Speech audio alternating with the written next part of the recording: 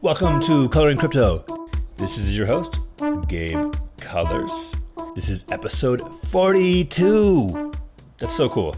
Last week, we had Tegan Klein with IPWE. You know, it's so cool doing a podcast because you never know well, you kind of do, but the downloads for Tegan's podcast, episode 41, were the most since the beginning of April. So, hey, thanks Tegan, thanks listeners, thanks you guys for tuning in. I think it was just a really, really well-rounded conversation covering all kinds of topics. So that's a good one to listen to. Coloring Crypto. It's nearing the middle of June 2018, and I think a lot of people back in the winter thought that in terms of the price of cryptocurrencies and stuff would be kind of like I actually myself bought a little bit of Ethereum and a little bit of Bitcoin, and I've been listening to other podcasts and kind of like, you know, reading CoinDesk and the Bit Daily and listening to, I think it's the Bad Crypto guys. There was some theory of like, you know, Bitcoin's going to drop down to $5,000. I mean, I think everybody who's like committed to this space is still very bullish long term, but it's been really interesting to kind of see, you know, that as the prices are dropping and people are like, oh, blockchain. What I'm trying to say is basically this is a really interesting time. We're gestating. There are a ton of still really good ideas. But like, you know, is sort of the cliche these days is like we still haven't seen the blockchain solve any problems in a vast, impactful way that, you know, I could tell to Aunt Terry, you know, who was on our podcast back on, she was so good. That was episode 36. Coloring Crypto. Today's episode is EasyTutor. This is one of our clients. Two things I think are really interesting to pay attention to here. As people are hearing the buzz about the SEC cracking down on, you know, what's a security, what's a utility, just this kind of like, it feels like a little bit of like mystery land in terms of, you know, a lot of the ICOs that I see these days are just like basically saying, you know, no US customers. So what EasyTutor is doing is instead of doing an ICO that we're used to as initial coin offering, they're still building on the blockchain. They're going to have a tutor token, but they're right now launching in a couple of days, and you can find out more at easytutor.com, a private share sale. So the second thing, though, that I think is fascinating is, you know, and I'll bring this up, you know, maybe 10 minutes into the conversation with the CEO, Phil Anderson, who's coming right up. They have an instrument. So if you want a tutor, the first thing you do is you sign up with EasyTutor and they assess your learning style. They assess your learning style and they pair you up based on the type of, you know, learning style you have with the appropriate tutor. And here we go, EasyTutor with Phil Anderson. Welcome, Phil. Good to be with you. Thank you, Gabe. I'm really excited to have you on. I've had a long time fascination with education and you know, online learning. Will you start out and just give us a sense of your own your background? Yes, so I've been in the online learning space for a total of about 14 years, 11 of those years as co-CEO of Beacon Learning Group, a business I co-founded with a business partner 11 years ago. And we currently have students in about 54 countries. And we provide online learning modules to people that are wanting to self-manage portions of their own portfolio. So this idea of delivering education online is something that we're already veterans of doing. We've been doing for a lot of years and doing very successfully. That business has done just under $50 million in sales total since we founded it. So we're not beginners at this. And so now you are bringing EasyTutor to the world. You're doing it on the blockchain. What's different between Beacon Learning and EasyTutor? What are you doing differently? It's really the target market. The Beacon Learning Group focuses on people that are 45 to 65 years of age that are wanting to learn how the markets work. EasyTutor provides online one-on-one tutoring in math, English, science to middle school, high school students, and college students. So it's a completely different market. There are similarities to how we're going to deliver that information, which is part of why we're very confident in this space, because we already know it so well. All right, and now tell us, I think most people kind of can understand, the need for tutoring, but what sort of led you in particular to want to create this business? Yeah, I have two children that have both now graduated from high school, and I noticed that in middle school, my son needed tutoring in math, started to need tutoring, and then my daughter needed tutoring in science. And so we tried the big box stores, the big name companies that everybody's heard of. We paid lots of money to have our kids go to a central location to get tutoring. And while it worked okay, we never really felt like the return on the investment we made, which was substantial, was getting them to where they needed to be as quickly or at a level that was equal to what we paid. So there was kind of some substandard delivery. Then we pivoted and said, well, let's try bringing tutors into our home. And we did that, again, with some success, but also a lot of frustration. We didn't know the individual that we were inviting into our home. We had some tutors that I would let tutor my son that I wouldn't let tutor my daughter, that we just didn't know enough about them. And some of them, quite honestly, were a little bit different. And so one night, my daughter had a science test, a chemistry test the next day, and her tutor no-showed. Tutor didn't show up. My daughter's in tears, and we were at an impasse. It was about 7:30 at night, and I couldn't get another tutor to fill in that gap. Well, as it so happens, my wife's little sister, is a science teacher, but she lives about 30 miles away. She teaches high school science. So I reached out to her and said, can you come to my home? I'll pay you to do it, to tutor my daughter. And she said, I can't, but if you can scan her homework, send it to me, we can connect online and I can tutor her that way. And we did that. And as I stood there and watched my daughter interacting now with a tutor online, I thought to myself, wow, this is incredible. All these years we've struggled to try and find a convenient, affordable, but more importantly, a quality-driven learning experience for our kids that had eluded us to that point. And now we had it. And I observed my daughter's comprehension and retention actually went up learning in this way. And I looked at my wife and said, every student needs access to this type of learning tool delivered the right way.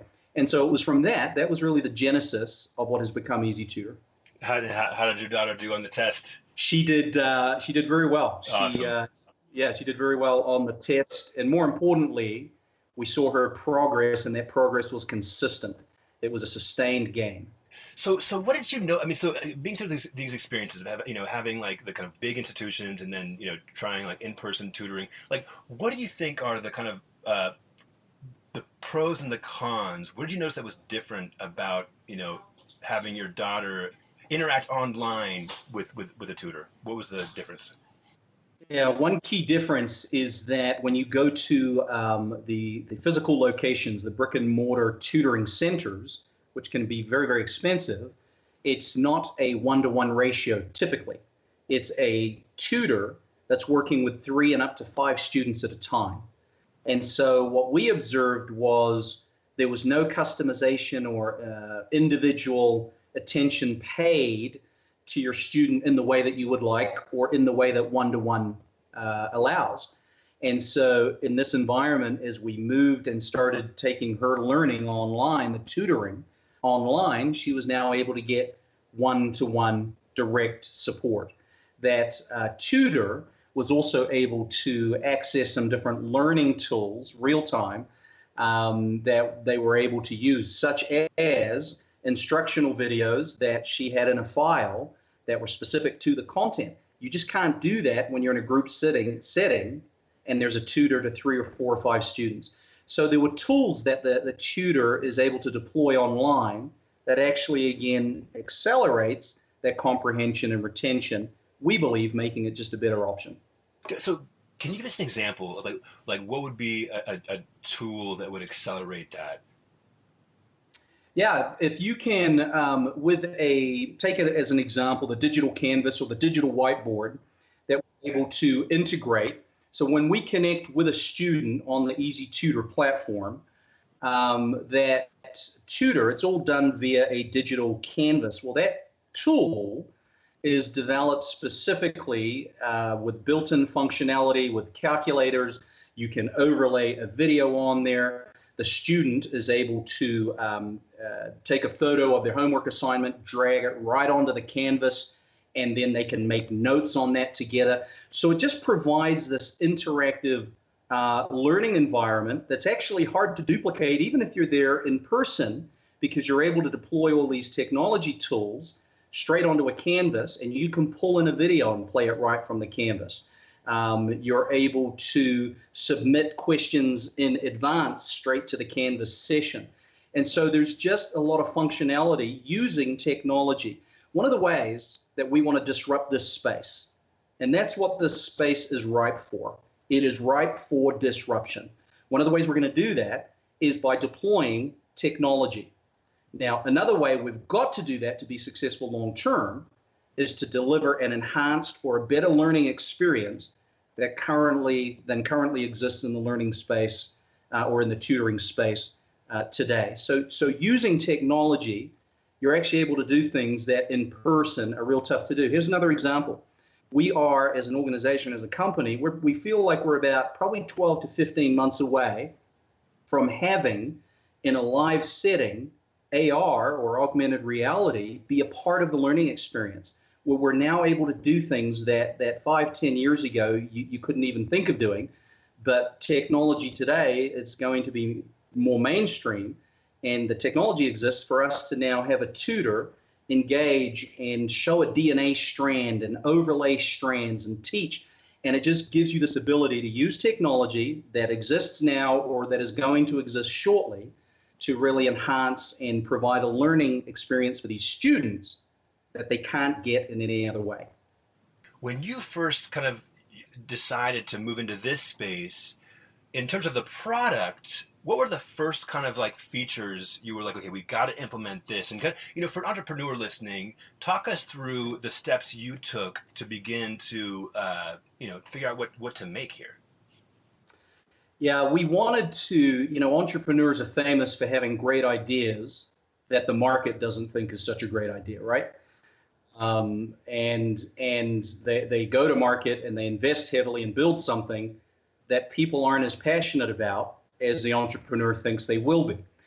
And so what we followed the lean startup principle of getting validation before we even build it. So we spent a fair amount of time, a fair amount of money, and focused in on our probable market, which is middle school, high school students, parents of middle school, high school students, college students, and then parents of college students.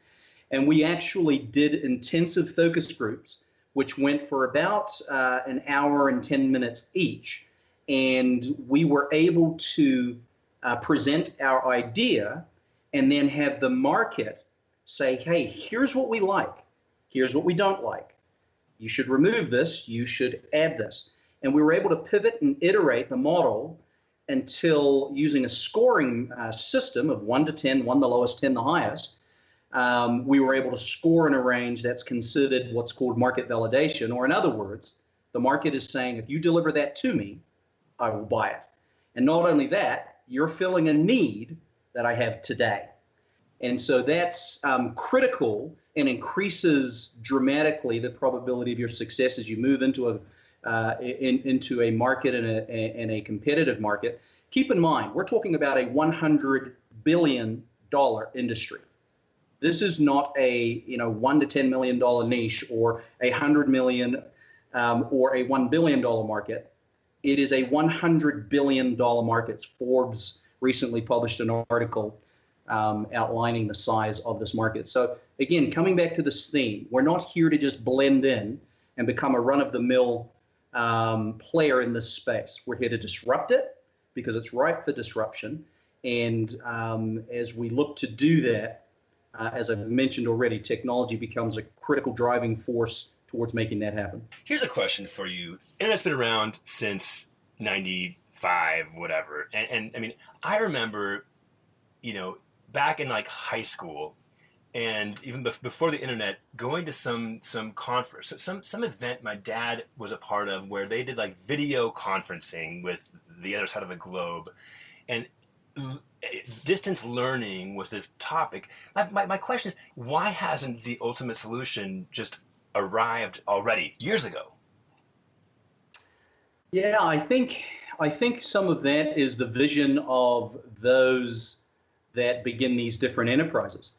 A company is imbued with the DNA of its founders.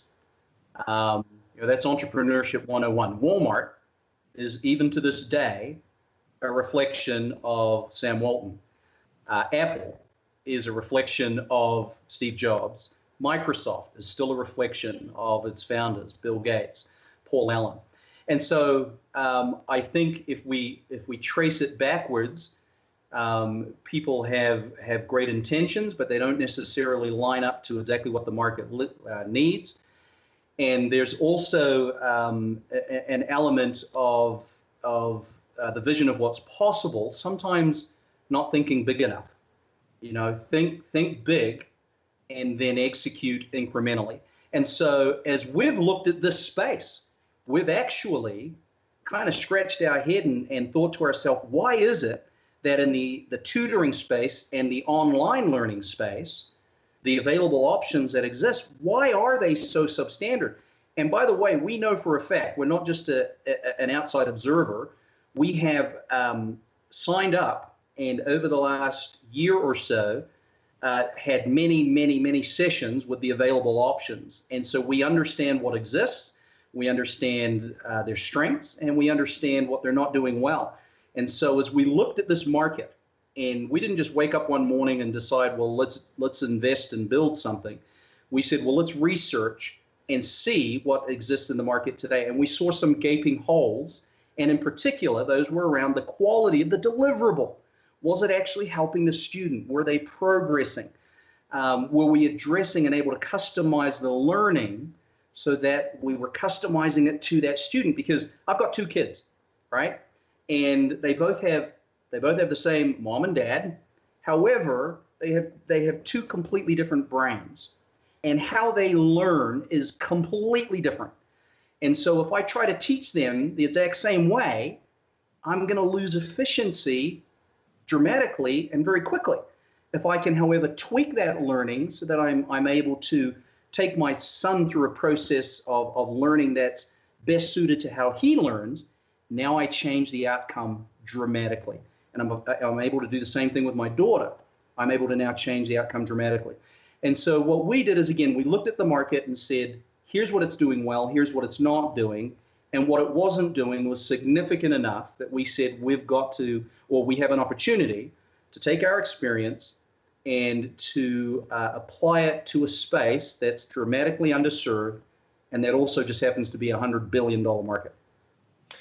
Okay, this is cool. So this is what we were discussing before the call, where you're offering kind of like a free intake form or kind of a test that it determines what learning style a person has. Yeah, it's a learning instrument. It's a learning assessment. It's not a test, because a test denotes pass, fail, right, wrong. There is no pass, fail, right, wrong. But it's a learning instrument called the LCI. We have exclusive rights to that as a tutoring company. No other tutoring company has this tool. And it's a 10-minute instrument. So we're not talking about something you need to prep for. It's 10 minutes. But that 10 minutes will change the trajectory of the learning experience. No one else, by the way, does anything even close to this.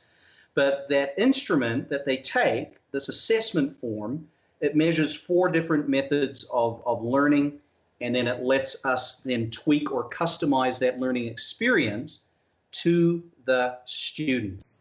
Example of one of these, if I'm assessed for is it the learning style or the?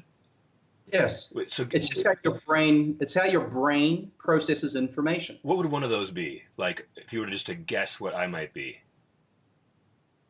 Well, I have no idea in terms of I would need you to take. You can't just do these off the cuff, Phil. Yeah, right. Yeah, I'm good, but I'm not that good. But here's one result, right? The test would come back and say you score strongest in sequential learning.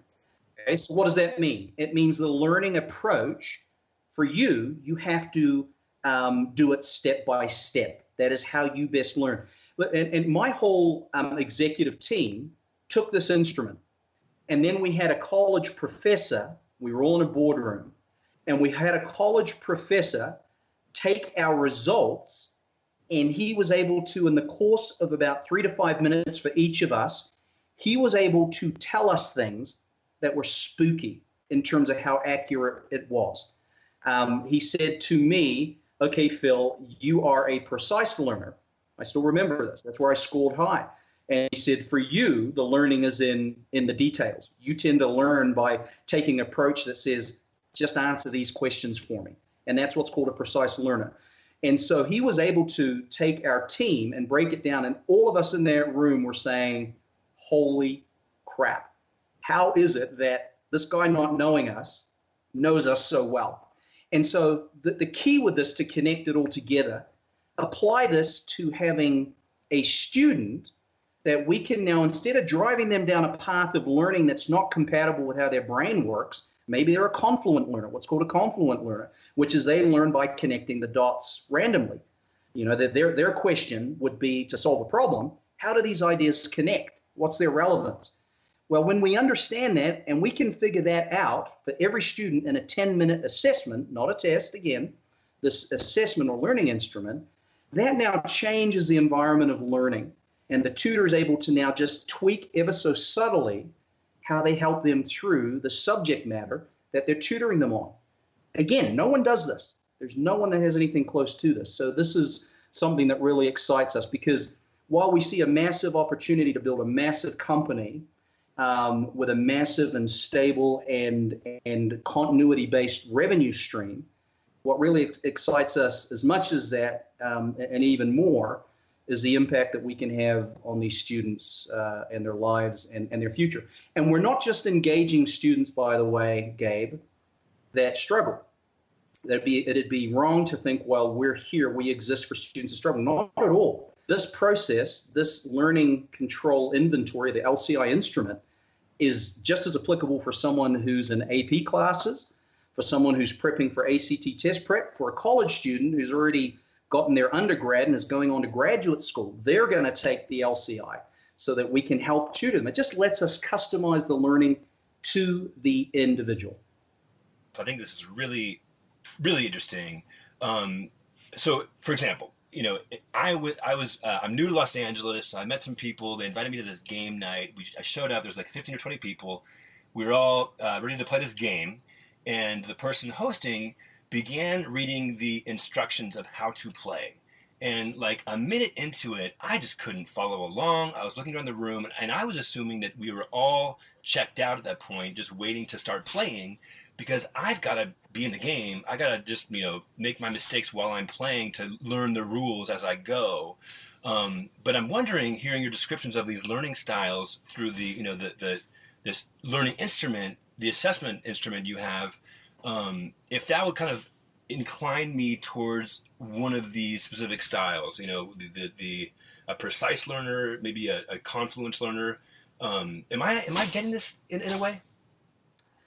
Yeah, I think so. I think that, again, the ultimate and the authority on where you would rate in the assessment, the only way to know that is for you to take the assessment. But what you are describing is a learning approach that probably lead me to think that you're probably a confluent learner, which, again, that learning approach is connecting the dots randomly, and you're asking the question, well, how do these ideas connect? Yes, that's a perfect example of someone who is a confluent learner. And again, to bring this back to a learning environment that is tutoring, we now can tutor, whether it's a algebra problem or a chemistry issue. It just lets us subtly tweak how we deliver that, so we're not teaching you in a way that your brain does not register. We're able to just, again, make that tweak, And now we're able to give you that same information, but deliver it in a way where you all of a sudden have this moment of learning where you say, now I get it. Now I understand. So talk to me now about applying these learning styles, as you get the assessments, you understand, where the client, the student is coming from. What are the challenges in delivering a product that can, customize to that? And I guess what I'm getting at is, does that mean that you are guiding the tutor with instructions or kind of curriculum? Are you actually changing the pool of tutors? Or is it the curriculum is the same and it's just something in the technology that switches? Like, what are you learning about how to apply this to your? Yeah, that's fantastic. Great question. One of our advisory board members is a thought leader in this space. He is a college professor here in Utah. One of the questions we had was, well, we've got to build a business that's scalable. It may be a great idea, but if we can't easily and quickly deliver this to 150,000 students, which is where we think we'll be in 5 years, and growing from there. But if this isn't scalable, if we can't integrate this type of learning instrument, the LCI, and if we can't take what will be 20 to 30,000 tutors and have them quickly assimilate that into their learning, then it may be a great idea, but it's real tough to put that into a model. So we always ask the question, as we looked at this and built the model, we asked this question: is it scalable? Is it scalable? Is it scalable? Is it scalable? The beauty of this instrument is, one, it's 10 minutes, so every student will take it. And two, in about 15 minutes, Professor Eldon McMurray, who's on our advisory board, he has created, we can take any tutor and in 15 minutes teach them about the 4 reasoning patterns and how to then understand what they mean and then how to tweak that deliverable. Yeah, and I get the importance. I hadn't thought about that. Yeah, but of scaling it up. How are you picking the first academic subjects, and also, in terms of the demographic you're choosing, your background being, a different age group. And I understand you kind of came at this seeing the impact it had on your daughter with her learning and the tutoring. Just in terms of approaching this as a business, how are you figuring out the first pieces to bite off here? Yeah, well, what are the big 3 for middle school, high school students subjects? It's math, English, and science. And we know that statistically, we expect about 70% of middle school and high school engagement to be math-based. Algebra and different math areas, and then we expect science to be second, and then English to be third. The power of these focus groups that I talked about is, in our original thinking, we thought, well, the college market is going to want advanced math, advanced science tutoring. Well, the market, through extensive testing, told us that's not what we want. What we would have a stronger need or be most willing to pay for would be this advanced placement testing, as an example. So we did research into these areas to look at, well, where do we want to focus subject matter? EasyTutor will eventually, again, we'll do this incrementally, so we can do this in a way that's scalable. But eventually, we will teach Mandarin. We will teach people that want to learn English how to learn. We'll have modules created specifically. So this platform that we're building is going to be able to be adapted to whatever the market needs. We want EasyTutor to become synonymous with high quality, easily accessible learning in just about any subject.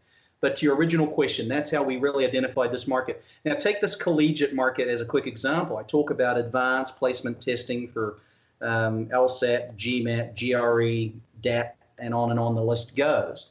What the college market told us is, if you could give us tutoring in that area, that is something that we would need, and we would pay a premium for. And so we understand now that the pricing in that market, you can charge quite a lot of money to tutor kids that are wanting to get into a good graduate school. There's about 1.3 million of these advanced placement tests taken every year in the US, most of these tests require 100 to 300 hours of prep time.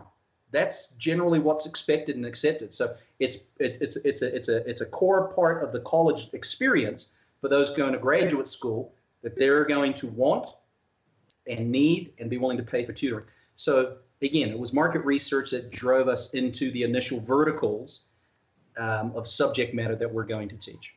I got to say, I'm really enjoying, this is like, we're nearing episode 40 of Coloring Crypto.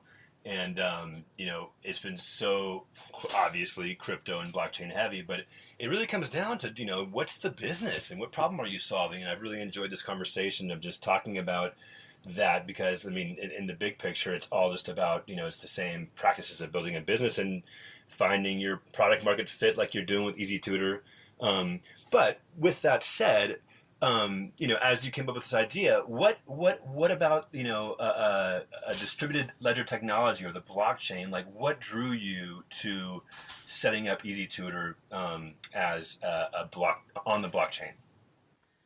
Yeah, about 6 months ago, I heard the statement that the new currency, as we move deeper and deeper into this digital age, the new currency is the currency of trust. It's the currency of transparency. Well, those are synonymous with this whole idea of blockchain. And I became aware of blockchain's existence about 6 months ago and became a student. And as we looked at our model, which was beginning to form at that time, it was everything that I've explained is built on transparency and trust, which goes hand in hand with this new technology that's emerging that is blockchain centric. And as we learned about blockchain, we felt that it was a perfect fit in many regards for different elements of our business, that it could make the business better from a transparency standpoint, that we could cut out the middleman where possible and increase efficiencies and thus reduce cost, that we couldn't do it any other way, that just didn't exist. And so that's really what excited us as it relates to integrating and building EasyTutor as a blockchain-centric business. So, Phil, give us a sense of what's coming up for EasyTutor. Yeah, we've planned out and mapped pretty meticulously, including cash flow projections for 5 years, growth projections for 5 years. And understand, we're not doing this from a perspective of ignorance, never having done this before. We are veterans in this space, so we do bring a lot of experience. We know business, we know how hard it is. We know that projections are just that. They are projections, but we have a perspective of having delivered results for a lot of years and already having built a very profitable business in this space. So what do we see? We anticipate that we will have students that we are tutoring live by about August. And as we move into September through the summer months, we will perfect the delivery model.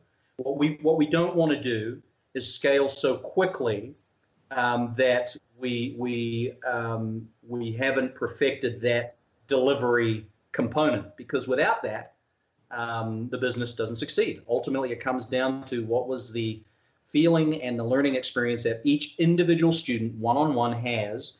And so we're going to spend those first 4 to 6 months focused in on perfecting that delivery model. And then we will begin to scale. One of the main reasons businesses fail is they scale too quickly and they're not able to handle that growth. So we understand that. And so we will, that's the first 6 months, 4 to 6 months, that's what we anticipate doing is perfecting that model. Now, tokens are an integral part of what we do. A token is the method that starts the machine, if you will, the tutoring machine. And so the tutor token, T-U-T-O-R, the tutor token, is going to be live and usable again on or about August the 1st. And we may push that back a month to September based on the raised time frame, but we anticipate that August, September, the machine is fully functioning, and then we will scale. And for folks that are interested in finding out more, what are the best places to reach you or just find out more information? You bet. I'm more than happy to talk to people individually myself. They can reach me by calling my office line at area code 801-256-6876, or they can just go to easytutor.com, EasyTutor.com, easytutor.com. We have a contact tab there, as well as more information about the raise. Well, Phil, this has been great. I'm going to go I'm going to go try your learning instrument soon and figure out my learning style. Really cool stuff you're up to with EasyTutor. I wish you great success. Thanks so much for being on Coloring Crypto. Thanks so much, Gabe. Coloring Crypto. Thank you for leaving reviews on iTunes. We just hit, I think mid-20s of reviews, and we got our first 4-star review, which to me says, awesome. It means more than my family is listening. I'm hoping my family gave me all 5 stars. Hit me on Twitter at Gabe Colors, GabeColors. I'm going to tell you next time why we're using Gabe Colors for our Coloring Crypto Twitter handle, and talk about Instagram. I kind of think Instagram is a sleeper for those of you who have a podcast or just a crypto marketing thing. We've been really delighted with the response to our new Instagram stuff. Check out the animated cool videos. So Coloring Crypto on Instagram. Subscribe now.